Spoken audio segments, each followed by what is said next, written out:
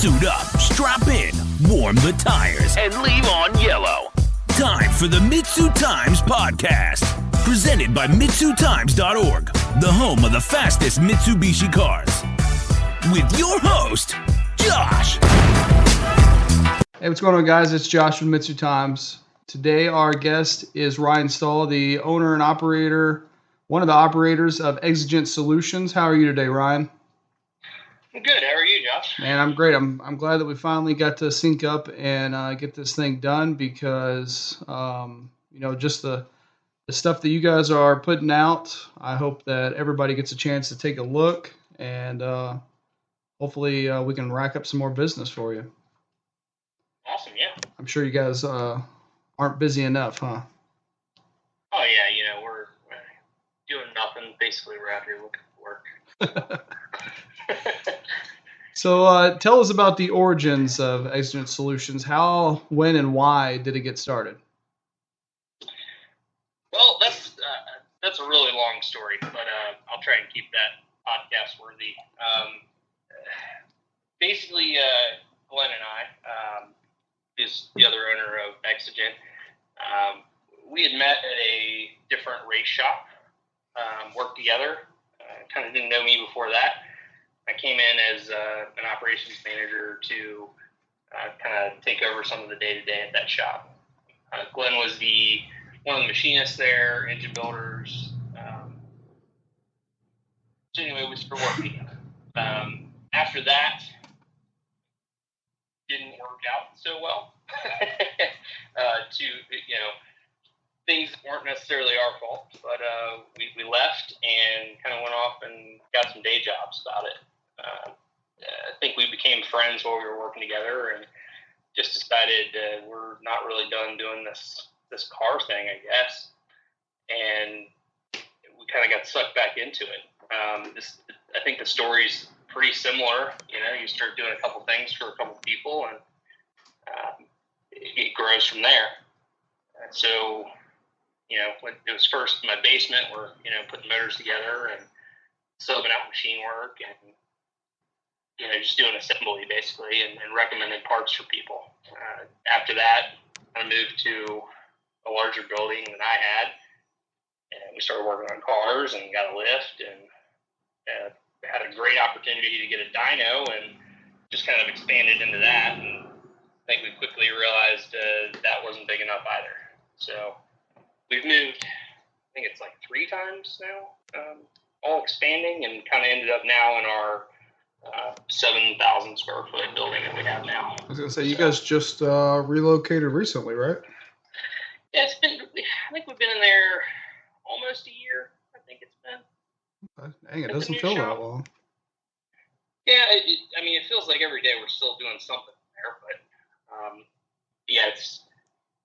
building kind of got put up, and we do rent that building, but the guy was like, well, you can kind of do whatever you want inside the box. Here's the box. So we had to figure out lighting and electric and getting the dyno moved in, and we kind of did all that stuff ourselves too. So it was quite the undertaking, but here we are now.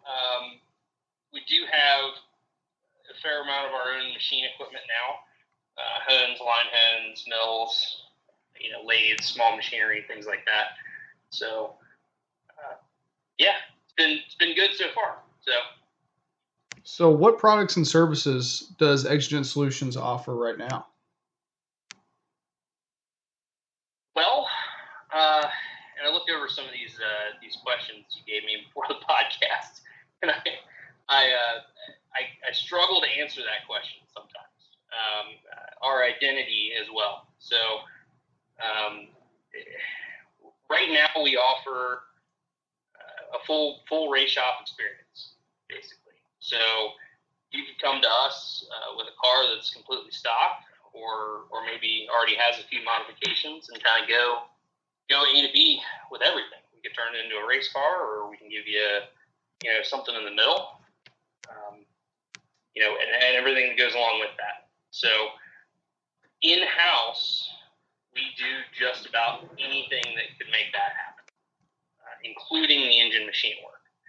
So I think that's one of the things that we, our differentiator between some of the race shops is we actually do our own machine work as well. So the guy that's putting the motor in your car quite possibly could be the guy that, did the hone on the block or milled the head or did the valve job, those sorts of things. So in addition to, just putting cars together and that sort of thing, we do obviously have a dyno, tuning in-house.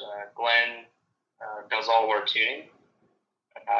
Pretty proficient, rather, in just about anything we come across. Everybody has their own preferences or whatnot, but everything from Mega Squirt to, we started getting into Motec a little bit. M-Tron, ECU Master, things of that nature. So I really feel like, if you want to do something with a car and we can't do it under our roof, that would be pretty rare, I think. That's awesome. In addition to car stuff, sorry, I told you this was long. We do a fair amount of fabrication work and rapid prototyping. We have 3D printers, small CNC machines to actually make parts and do, expand in that area, as well as motorsport wiring. We do make a fair amount of flex fuel kits and products like that, but we're not scared of that stuff either. So I think that's everything. There's probably some I'm forgetting, but we basically do it all.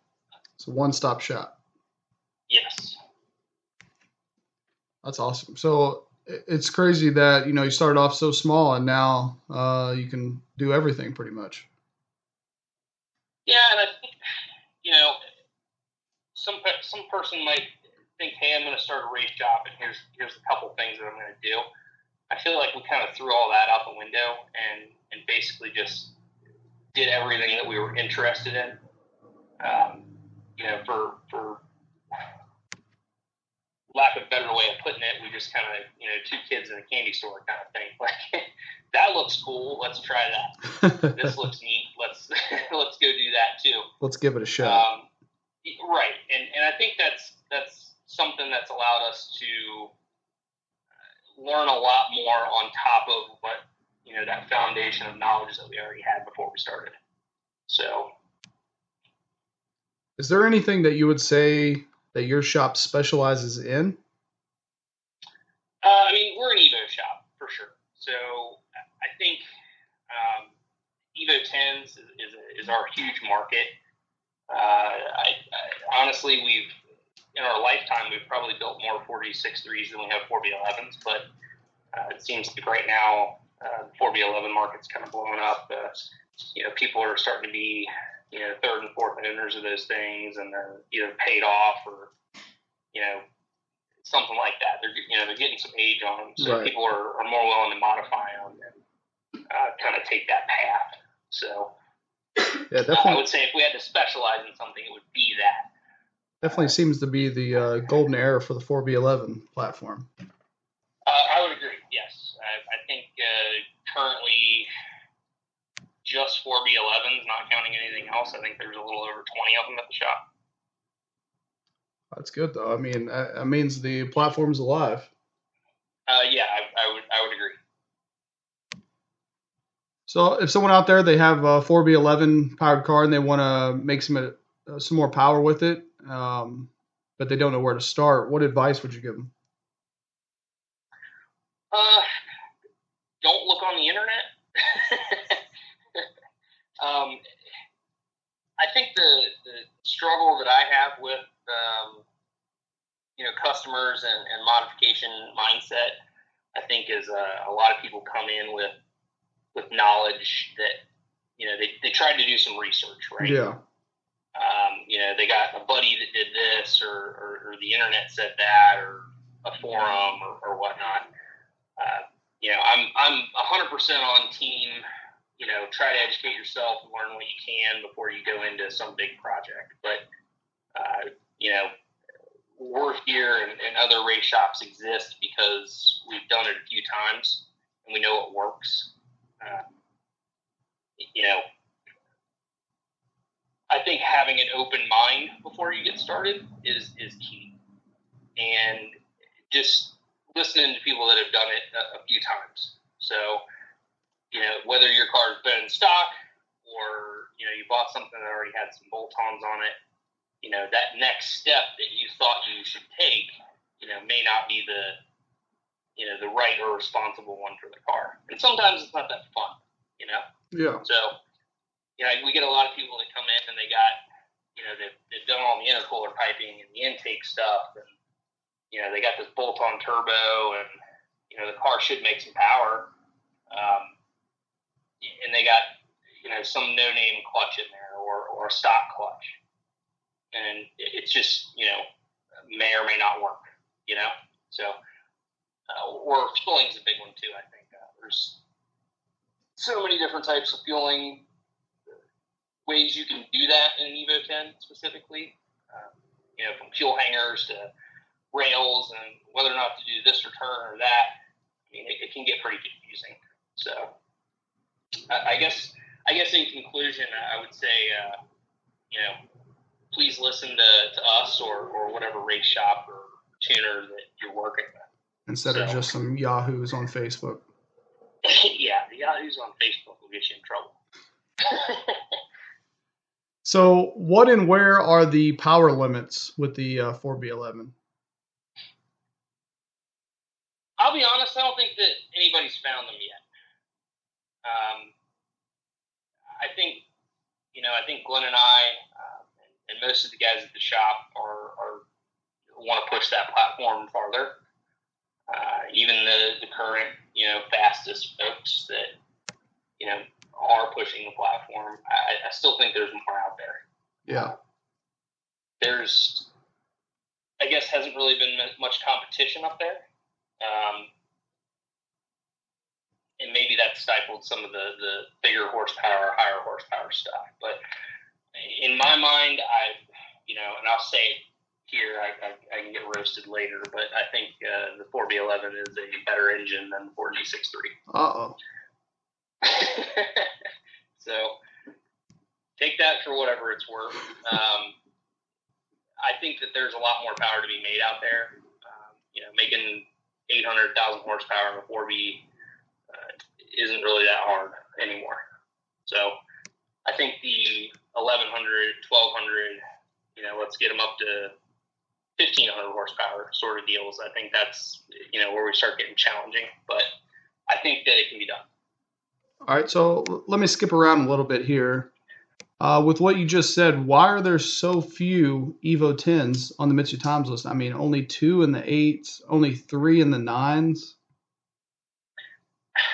I'll be honest, I think people are just never really realized the potential of the engine. The Evo 10 came out, it was pretty controversial, Like, we got this long line of heritage and the 4G63 stuff. There's, multiple platforms have proven that that's a great engine to modify and go fast in. I think that coupled with around the time the Evo 10s came out, Mitsubishi was having some rough times. Right. There were, some safety laws that were passed that made those cars a little heavier, airbags and things like that. And I think that people just kind of, stifled progress a little bit. And then again, I think now they're old enough where, other than the past year or so, I mean, if you were looking for one 3 or 4 years ago, you could probably pick an Evo 10 up for, low 20s and then go modify it and have fun. Yeah. I think that the prices have went up a little bit in the last year, but I think we'll continue to see that motor be proven. These cars can be drag cars. I think there just needs to be more people that are willing to give it a shot. Still, yeah, and that's what, Kyle Cope was saying, is that not only are they, almost too comfortable to be turned into drag cars, but also it's kind of like it takes a certain person to be able to buy a $20,000 car and dedicate it for drag racing. I mean, I somewhat agree with that. I guess I'll go back to, the heyday of the Evo 8s and 9s. Like, nobody was really scared to gut those things and go drag racing with them. And there was certainly a huge following of that. So I think that, there's a bunch of good options out there if you want to go fast. It just may not be in a 4-cylinder that's all-wheel drive. And I think a lot of the folks that would have done that, maybe went and bought a GTR or a new Supra or something of that nature and kind of went down that path. But, I've owned all three of them. So I've had an 8, I had a 9 RS. It's a little heavier, but it's still an Evo. Right. It does all the same things. It feels like an Evo to me. So they just put a little bit more Fisher-Price interior in there and a few more airbags. And I think once people kind of get that mindset out of there that it's not an Evo or, it doesn't have a 4G in it, and look at the potential, I think they'd be surprised. At the shootout last year, there was actually someone with the Evo 10 that had a 4G63 in it. That's crazy. Yeah, and I just recently seen a post where somebody did the opposite, and I think they put a 4B and an Evo 7 or something like that. So, and I hate to tell the 4G guys, but you're not going to have any motors left in a minute. Oh yeah. So that stuff's getting a little more rare, and especially if people race them or modifying them, stuff breaks, and there's only so many. So. Yeah, that's what Dave's been talking about on Facebook is that, hey, I'm not going to be able to keep any cores in stock because they're just running out. Right. And I kind of, this is something that Glen and I talk pretty passionately about is what is an actual 4G63 or what, where's the 4B11 going to go to as far as an engine? If you look at some of the fastest guys out there, and you can't see me, I'm going to air quote this here, but 4G63s, they're built block cars. Right. Like that's not an iron block 4G at all. It's way different. So where's the line drawn, I guess, in that area? But as far as going out and getting a stock block 4G and making 1,200 horsepower, I think you're kind of being irresponsible at that point. So kind of going back, but even though this question sounds similar, it's, not very similar. If someone out there, they have an Evo 10 and they want to start going to the track, they want to get a little bit quicker, do they need to start with the engine, or where's the place, what's the plan of attack on the Evo 10? Well, I just talked to somebody the other day, not even about an Evo 10, but just a car guy. I think the first thing you need to do is enjoy the car. Go take it to the track while it's stock.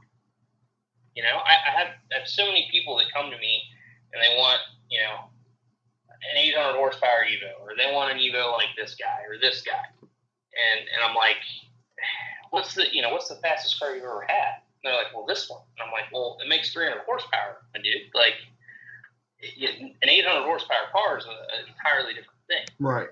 So I think the first thing you should do before you touch anything is just go to the track and learn to drive the car and support the sport that you want to be in. So, if that's road track stuff, cool, go do that. If you want to go down the drag strip, which I hope you'd want to do because that's way cooler, but, go do that. As far as modifying things after the fact, I'm a big fan of getting the drivetrain sorted first, making power and, having bad clutches or, something that's unsafe. That's not the way to do that. So I love to see, 400 horsepower cars, 500 horsepower cars that have, twin disc clutches in them and they're ready to, make those next steps to get a bigger turbo or get the fuel system right before you go try to make the power. There's nothing more heartbreaking. You go, stick somebody's car on the dyno that, they put together or a car they just bought and, they got all these hopes and dreams about what it's going to make, and it just doesn't, because it doesn't have enough injector, or there's not enough fuel pump, or whatever. Now, obviously, that's easily fixable, but supporting mods are the way to go first, I think, rather than just throwing power at it. Well, there you go. What does the future of Exigent Solutions look like? You just relocated to the shop.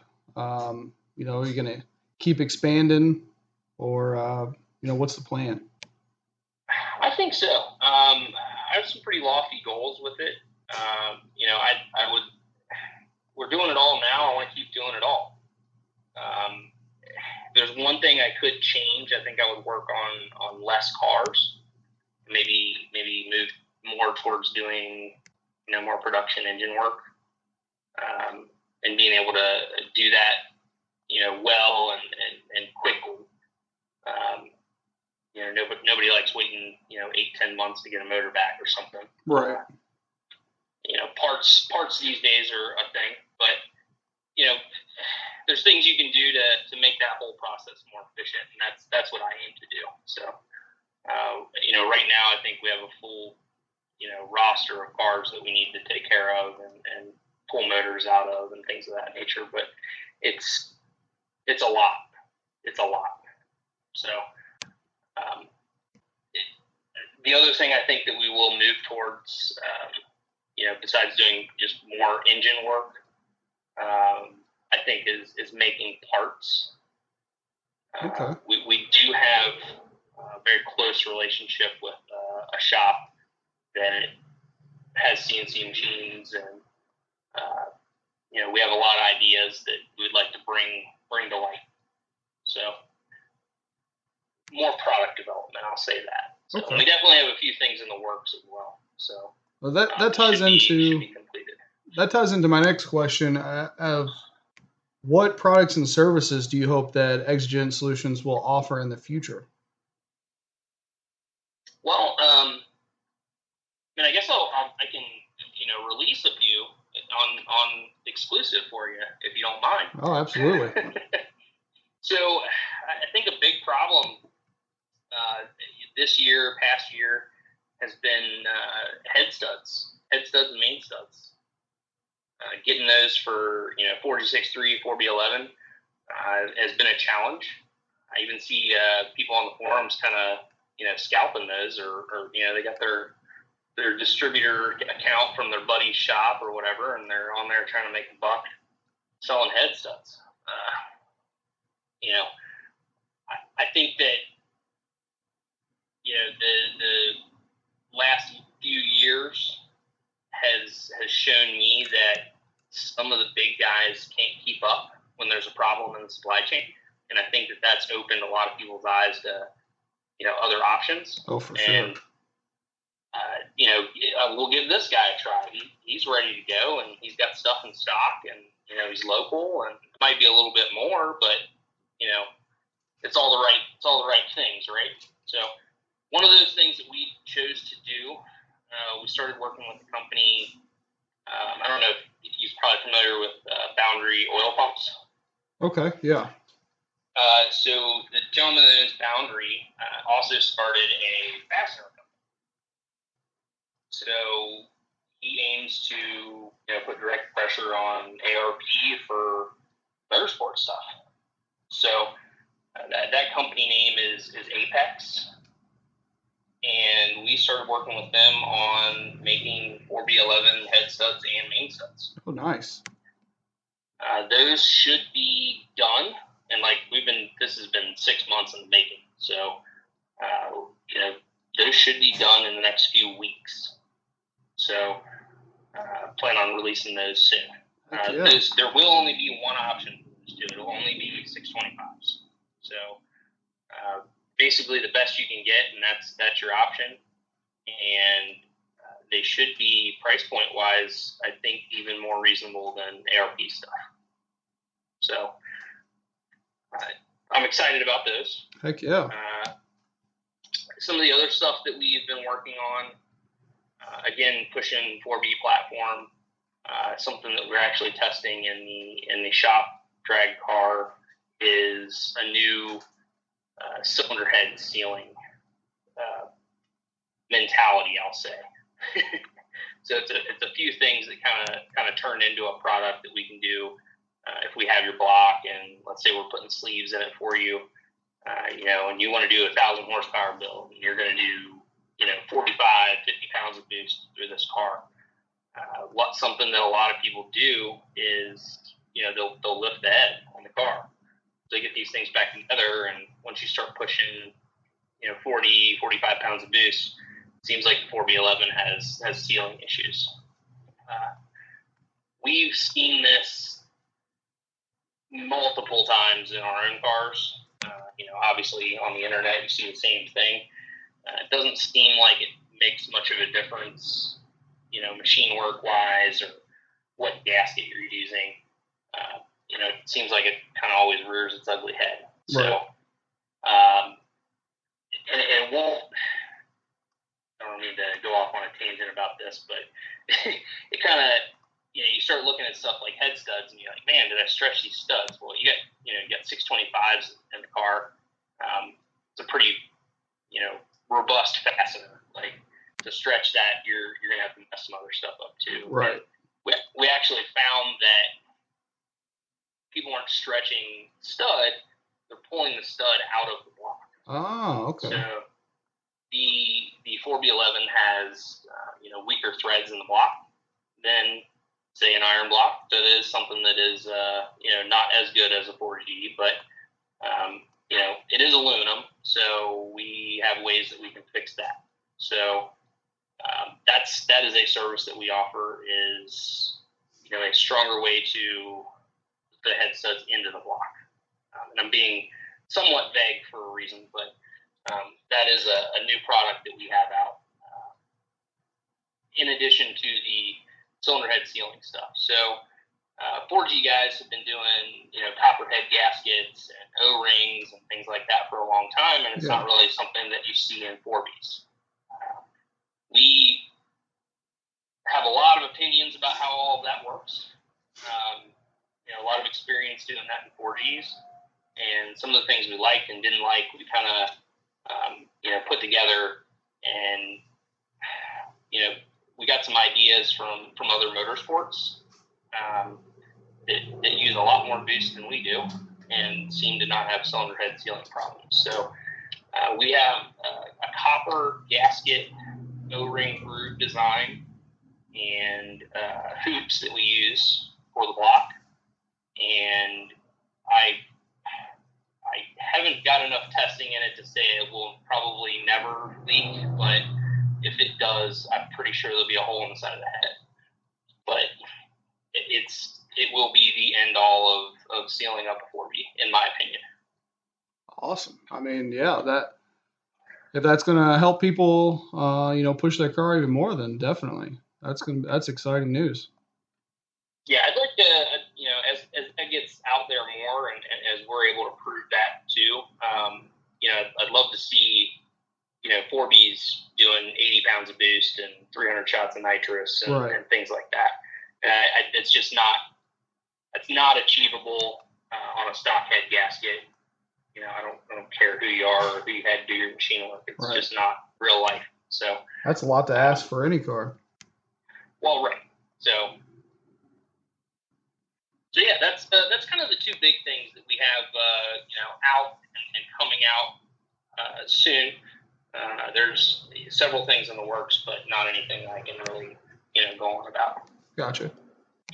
We seen your time slip update. I know it was 11.5, but the trap speed was, up there within the top 10. Looked like a low 10-second car. Is that Evo 10 the shop car? It is, yes. So basically took the car to the track. Lots of bugs to work out, right? It's the first time with the trap of the car. Yeah, definitely. We put the whole thing together, everything. But, brakes, the ECU is new to us. Something different as well there. We rewired the entire car, new engine, top to bottom. All of these new products that I just talked about are in this car.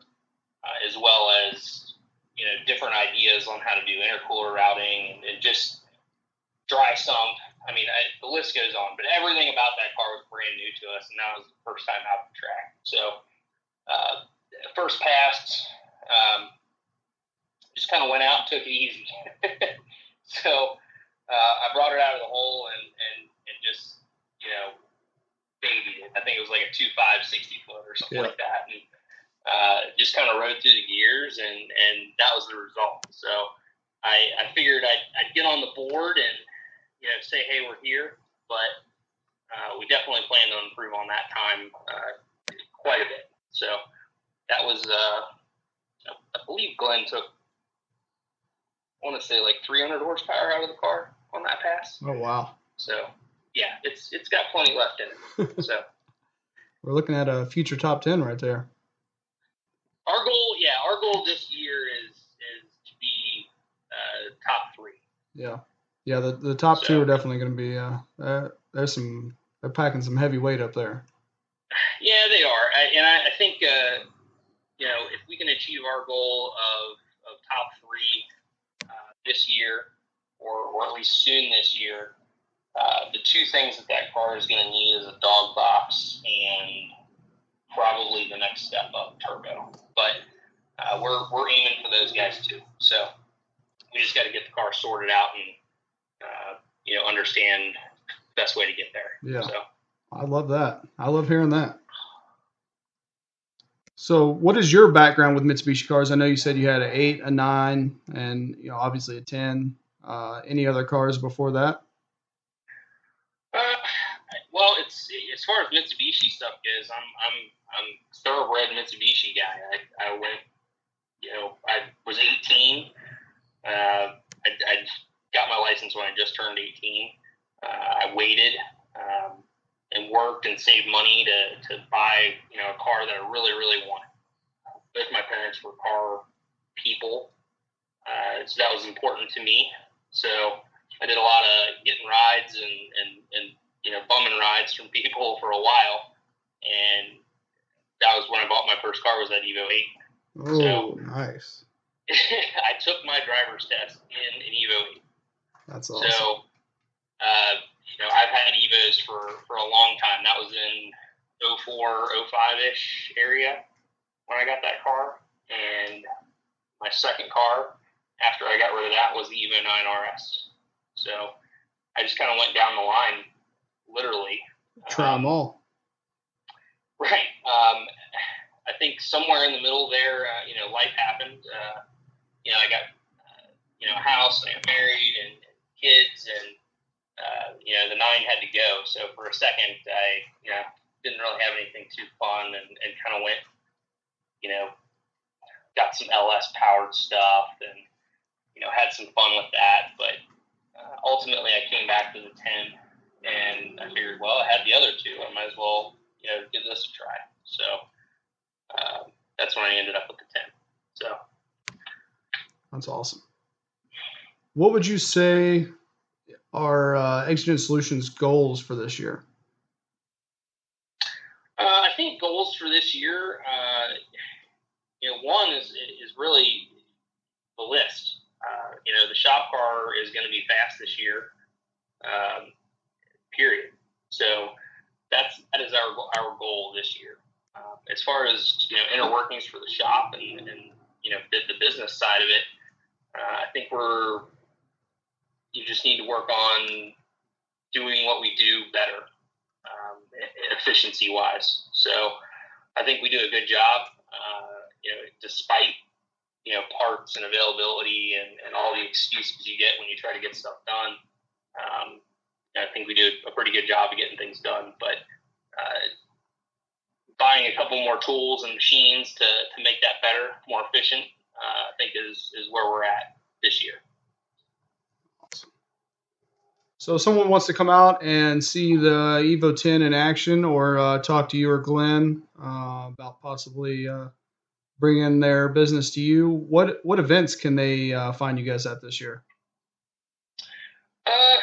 Events, I'll be honest, I haven't made a big schedule for that yet. And it's kind of late in the year. I do, I do plan on going to the shootout this year, which is a little later in the year. Yep. Locally is, I think, where we're going to keep the car for the most part. Like I said, we got a lot of figuring out to do. Our local track, Edgewater, we're going to spend a lot of time there. They do have some street night stuff that we'll probably go to once we get things dialed in a little more. But as far as car going somewhere, I think the shootout is going to be the cap at the end of the year for us. And you guys just did a, not with the car, but you guys just went to a Tell the Dragon event, right? We did, yeah. So I do believe there's another one of those coming up. I don't think there's a date set for it. But we did do with EvoM, EVOM, I think is how they say that. But it's actually a great event. There was probably 50, 60 Evos that showed up, and we just did Tell the Dragon stuff. So getting the car back together that was our goal to go to that event with the car. Yeah. Unfortunately, we got everything together and ended up figuring out the radiator that we got for the car wasn't quite big enough to do Tell the Dragon things. So, but we did go and had a great time with those guys, and pretty killer event, honestly. So there should be another one of those, heading towards the end of the year. So like a fall dragon run kind of thing. Awesome. So in your opinion, when will there be a new number one on the Evo 10 list? I know we talked a little bit about, shooting for the number 3 spot, and those top 2 being pretty heavy hitters. One in the high 7s, one in the low 8s. So what's your opinion for the future of the list? I think there's 2 factors in that. I think the big one is money, and the second one's going to be knowing what you're doing. And I think that both of those are going to need to come together to make that happen. I'm not the biggest shop in the world, so I don't have $1 million budget for a race car or anything like that. But we're gonna do what we can with what we have. I think the know-how is there. I definitely think we can make the same power that those guys are. If we were in a Dyno Queen challenge, I think that we could hang there. So getting the car down the track is the other part of that know-how. Both of those 2 guys have a lot more experience at getting an Evo 10 down the track than we do. So this year is the year of learning.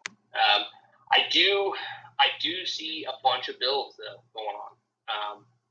I can't tell if it's guys in their garage throwing cars together, which sometimes is super surprising, or if there's other shops that are backing them as well. But there are a fair amount of serious Evo 10 builds happening this year. Yeah. So whether or not they get sorted out enough to actually put a pass together is yet to be seen. But and same for us. But I think we're entering in a more exciting time for the Evo 10. 100%. Yeah. So instead of seeing at the end of this year, they'll get some pressure on for sure. Yeah. So instead of seeing all the 20 Gs or whatever Evo 10's upgrading to, now we're seeing 6266s, 6466s. So this is definitely we're going to see some fast Evo 10s in the very near future.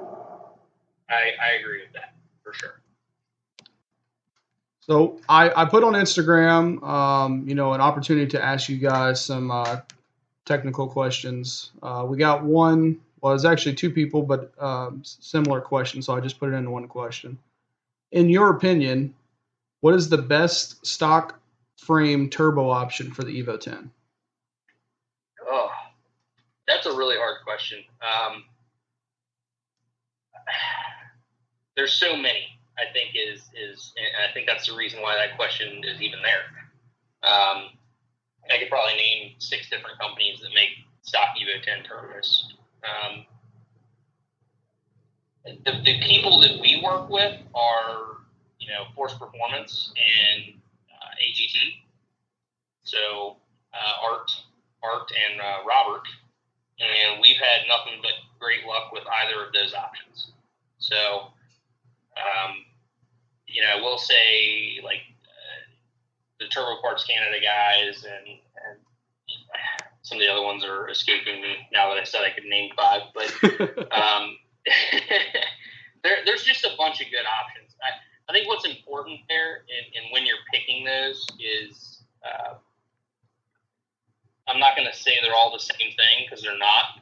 But the housing that you're putting them in, the clothes that it's wearing is very similar. Yeah. So they're all going to do about the same thing. So reliability and serviceability, I think, is something that you should consider. If you call up, FP, they have great customer service. If something happens to a turbo or you need something rebuilt or whatever, like, they're going to be able to take care of you. That's the same thing that we see with art. So I think that's more important than some of these other options. So, there's some bigger names out there, but what happens when there's a problem, I guess, right, is my biggest suggestion for that.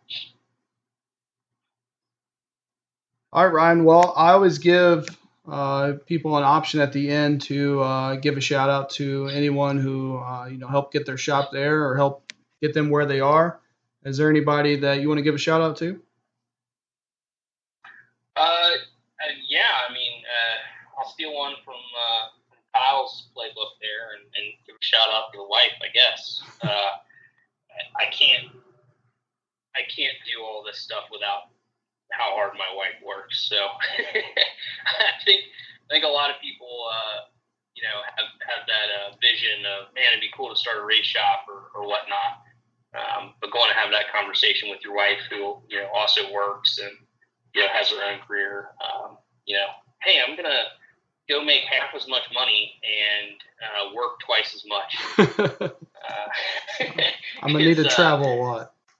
Yeah, it's a hard conversation to have. So, I'll shout out to Glen's wife and obviously Glen, but the wives are what glue all this stuff together. So can't do it without them. So awesome.